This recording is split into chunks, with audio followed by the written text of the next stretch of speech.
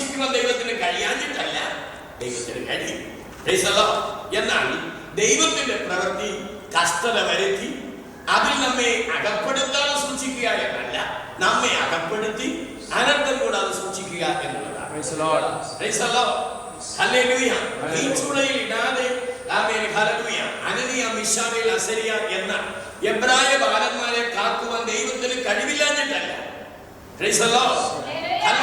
എന്നാൽ എബ്രായ ബാലന്മാരെ തീച്ചുളയിൽ ഇട്ട് സൂക്ഷിക്കുക എന്നതാണ് ദൈവത്തിന്റെ പദ്ധതി. പരീക്ഷ വരാതെ സൂക്ഷിക്കുവാൻ ദൈവത്തിന് കഴിയാഞ്ഞിട്ടല്ല, പക്ഷേ പരീക്ഷ വരുത്തി അതിനുമേൽ ജയം നൽകി നമ്മെ സൂക്ഷിക്കുക എന്നുള്ളതാണ് ദൈവത്തിന്റെ വിഷയം. ഹല്ലേലൂയ.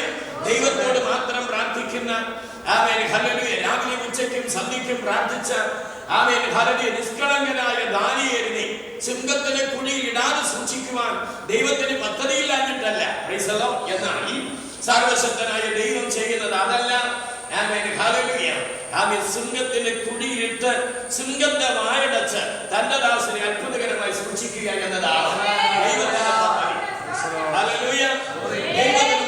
അങ്ങനെ ഒരു ദൈവഭക്തന്റെ ജീവിതത്തിൽ അനർത്ഥം വരാതിരിക്കുക എന്നല്ല, കഷ്ടം വരാതിരിക്കുക എന്നല്ല, പ്രശ്നം വരാതിരിക്കുക എന്നല്ല. പ്രശ്നം വരും, കഷ്ടം വരും, പ്രതികൂലങ്ങൾ വരാം, അനർത്ഥങ്ങൾ ഉണ്ടാകാം. എന്നാൽ ദൈവവൈതലിന് ഒരു അവയുടെ നടുവിൽ വിടുതലുണ്ട്, അവയുടെ മേൽ ജയമുണ്ട് എന്നത് നാമും മനസ്സിലാക്കാൻ വേണ്ടിയാണ് ദൈവം തന്റെ ഭൃത്യന്മാരെ മുൻപിൽ നടത്തിയ വിഷയങ്ങൾ, സാക്ഷ്യങ്ങൾ വേദപുസ്തകത്തിൽ രേഖപ്പെടുത്തിയിരിക്കുന്നത്. ഒരു ദൈവവൈതൽ തന്റെ മുമ്പിലുള്ളതാകുന്ന യാതൊരു കഷ്ടതയെ കുറിച്ചോ യാതൊരു വിഷയത്തെ കുറിച്ചോ യാതൊരു അനർത്ഥത്തെ കുറിച്ചോ വിധി പറഞ്ഞുകൊണ്ട് മാത്രം ഇരിക്കേണ്ടവരല്ല. കഷ്ടതയുടെ വലിപ്പം പറഞ്ഞുകൊണ്ടിരിക്കുന്നത് ഒരു ദൈവവൈതലിന്റെ വിഷയമല്ല. ഒരു അഭിഷേകം നേരെ ഉണ്ടാകുന്നു എന്ന് പറയുന്നതാകുന്ന കഷ്ടതയുടെ പെരുപ്പം പറയുക എന്നുള്ളതല്ല ഒരു അഭിഷേകം ദൈവം കൊടുത്തിരിക്കുന്നതാകുന്ന ദൗത്യം. ആ കഷ്ടതകളുടെ നടുവിൽ ദൈവം നൽകുന്നതാകുന്ന വിടുതൽ ഏറ്റെടുത്ത് അതോർത്ത് ദൈവത്തെ സ്തുതിക്കുക. ആ സ്തുതിയുടെ നടുവിൽ ദൈവ സാന്നിധ്യം തിരിച്ചറിഞ്ഞ് തന്നെ കേൾക്കുന്ന മറ്റുള്ളവരുടെ നടുവിൽ തന്നെ ശുശ്രൂഷ അനുഭവിക്കുന്നു എന്ന് പറയുന്ന മറ്റുള്ളവരുടെ നടുവിൽ മാതൃകയായി നിലകൊള്ളുക എന്നതാണ് ദൈവദാസന്മാരെ കുറിച്ച്, ദൈവഭക്തന്മാരെ കുറിച്ച്, തികച്ചും അഭിഷക്തന്മാരെ കുറിച്ചുള്ള ദൈവത്തിന്റെ പ്ലാൻ. ഹല്ലേലൂയ. ദൈവത്തിന്റെ നാമത്തിന് മഹത്വം ഉണ്ടാകട്ടെ. ദൈവത്തിന് സ്തോത്രം. ശ്രദ്ധിക്കൂ, അവന്റെ മുമ്പിൽ എല്ലാം വെളിച്ചമായ സന്ദർഭം ദാവീദിന്റെ മുമ്പിൽ ഉള്ളപ്പോഴല്ല യഹോവയുടെ വെളിച്ചം എന്ന് പറയുന്നത്. സ്വന്തം ഇരുണ്ട കാലാവസ്ഥകൾ, ഇരുണ്ട അനുഭവങ്ങൾ, ഇരുട്ടിൻ്റെതാകുന്ന അവസ്ഥകൾ പലപ്പോഴും തന്റെ പൈതലിന്റെ മുമ്പിൽ അഥവാ ദാവീദിന്റെ മുമ്പിൽ ഉള്ളപ്പോഴാണ് താൻ പറയുന്നു യഹോവയുടെ വെളിച്ചം. ഹല്ലേലൂയ. ദൈവത്തിന് മഹത്വം. നമ്മളെല്ലാം പലപ്പോഴും നമ്മൾ പറയാറുള്ളത് വെളിച്ചമുള്ളപ്പോൾ വെളിച്ചമാണ്, യഹോവയുടെ വെളിച്ചം എന്ന് പറയാറുണ്ട്, അല്ലെങ്കിൽ വെളിച്ചമാണെന്ന് പറയാം. അനുകൂലമേറിയ കാലാവസ്ഥകൾ ഉള്ളപ്പോൾ ഞാൻ പറയും എനിക്ക് അനുകൂലമാണ്, അല്ലെങ്കിൽ അങ്ങനെ എനിക്കൊരു അനുകൂല പശ്ചാത്തലമുണ്ട്. എന്നാൽ ഒരു ദൈവത്തിനെ കുറിച്ചുള്ളതാകുന്ന ദൈവത്തിന്റെ പ്ലാൻ എന്ന് പറയുന്നത് കഷ്ടതകളുടെ നടുവിൽ ദൈവത്തിൽ സന്തോഷിക്കുക എന്നുള്ളതാണ്. പ്രതികൂലങ്ങളുടെ നടുവിൽ ദൈവത്തിന്റെ ഹിതം തിരിച്ചറിയുക എന്നതാണ് ഒരു ദൈവത്തിനെ കുറിച്ച് ദൈവം ആഗ്രഹിക്കുന്ന കാര്യം. വ്യത്യസ്ത കാലഘട്ടങ്ങളിൽ വ്യത്യസ്ത നിലകളിൽ ദൈവത്താൽ വിളിക്കപ്പെട്ടവരാണ്. കർത്താവിന്റെ വയൽപ്രദേശത്ത് നമ്മെ ആക്കി വെച്ചിരിക്കുന്നു. കുഞ്ഞുങ്ങളായി നിങ്ങൾ തന്നെ ആയിരുന്നാലും, ആന്റിമാരായി നിങ്ങൾ തന്നെ ആയിരുന്നാലും ദൈവം നമ്മെ ഏൽപ്പിച്ചൊരു ദൗത്യമുണ്ട്. തന്റെ ആത്മാവ് നമ്മോട് കൂടെ എപ്പോഴും ഇരുന്ന് നമ്മെ തന്റെ നിർദ്ദേശപ്രകാരം അവൻ നമ്മെ നടത്തിക്കൊണ്ടിരിക്കുന്നു. എന്നാൽ ദുഷ്ടൻ പലപ്പോഴും തന്റെ വലഞ്ഞകത്ത് നമ്മെ അകപ്പെടുത്താൻ വേണ്ടത് അവൻ പരിശ്രമിക്കുന്നെങ്കിലും അവയുടെ നടുവിൽ നിന്ന് നമ്മെ വഴിവിലക്കി നടത്തുവാൻ ദൈവം ശക്തനാണ്. ദൈവത്തിന് വലിയ നാമത്തിന് സ്തോത്രം. ഒരു അഭിഷേകത്തിൽ ദൈവം നൽകിയിരിക്കുന്നു എന്ന് പറയുന്ന അഭിഷേകത്തിന്റെ പവർ ഒരിക്കലും അവരിൽ ഒതുങ്ങി നിൽക്കുന്ന ഒന്നല്ല. എന്തുകൊണ്ട് ദാവീദിന് നേരെ ഈ അനർത്ഥങ്ങൾ ഉണ്ടാകുന്നത്? തന്റെ വൈരികളും ദുഷ്കർമ്മികളുമായവർ തന്നെ വന്ന് കണ്ട് എന്തെങ്കിലും പറഞ്ഞു പോകുവാനല്ല, അത് വാഴ്വാക്ക് പറയാനല്ല. Praise the Lord hallelujah. ഞാൻ ഇൻഡിസെന്റ് വേഴ്സ് പറയുവാനല്ല, പ്രൈസ് ദി ലോർഡ് ഹല്ലേലൂയ. അവൻ ഇപ്പോൾ അവർക്ക് അവന് നേരെ അവർ വരുന്നത് അവനെ കിട്ടിയാൽ തിന്നാൻ എന്ന രൂപത്തിലാണ്. എന്നാൽ ദൈവങ്ങൾ പ്രത്യാശയോടെ അതിനൊരു മറുപടി പറയുന്നത്, അവർ വരും, അവർ വന്ന് എന്നെ തിന്നച്ചു പോകും എന്നല്ല അവൻ പറയുന്നത്. Praise the Lord hallelujah. അവർ വരും, പക്ഷേ അവർ ഇടരും. എത്ര പേർക്ക് പ്രത്യാശ തോന്നുന്നു? ദുഷ്ടൻ വരാതിരിക്കുമെന്നല്ല, അവൻ വരും, പക്ഷേ അവൻ ഇടരും.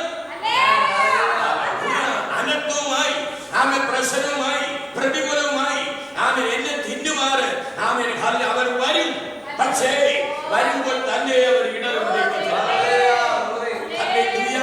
ദൈവത്തിന് വലിയ നാമത്തിൽ മഹത്വം. എന്നെ തിന്നാൻ കിട്ടാത്തത് കൊണ്ട് അവർ പക്ഷേ ഹല്ലേലൂയ സ്തോത്രം അവൻ എന്ത് ചെയ്തെന്ന് വരാൻ അവരെല്ലാരും കൂടി amen hallelujah praise the Lord സൈന്യമായി ഇരുന്നിട്ട് അവർ എനിക്കെതിരെ വന്നു എന്ന് വരാം.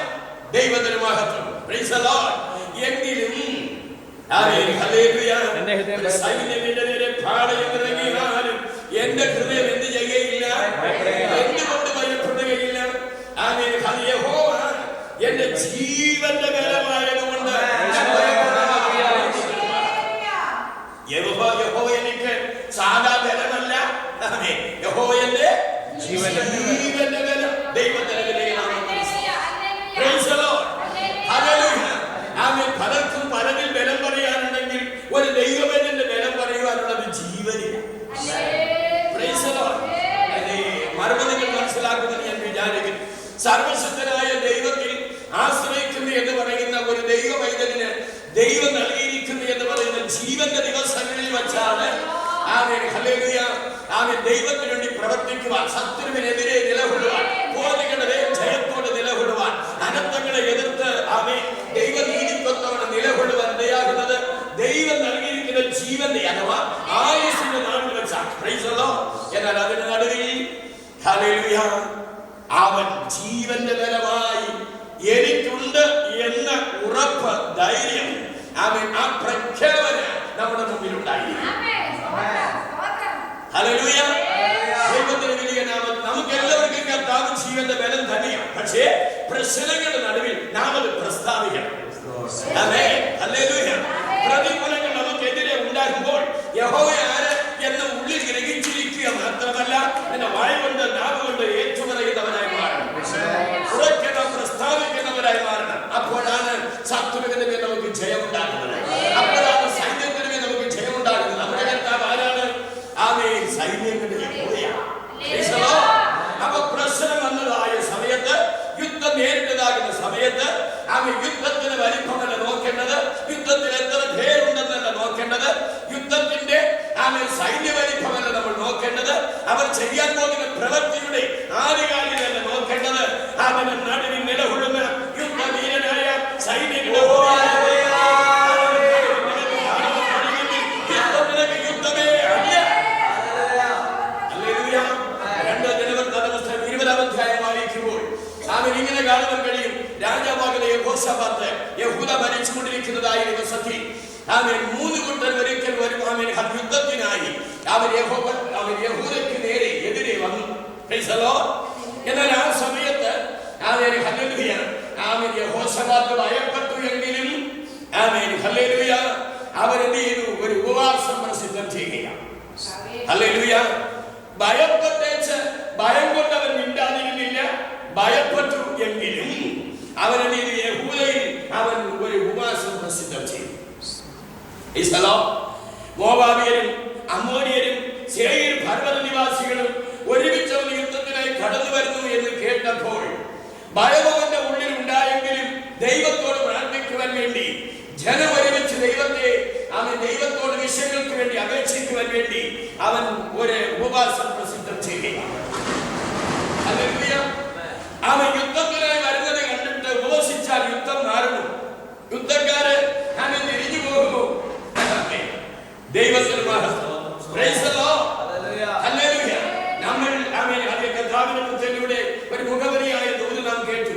അവൻ മരണത്തിൽ നിന്ന് വിടുവിപ്പാൻ ശക്തനായ ദൈവത്തോടെ യേശു പ്രാർത്ഥിച്ചു. Glory to God. ഹല്ലേലൂയ. എന്നാൽ തനിക്ക് ഉത്തരം ലഭിച്ചു വായിച്ചെങ്കിൽ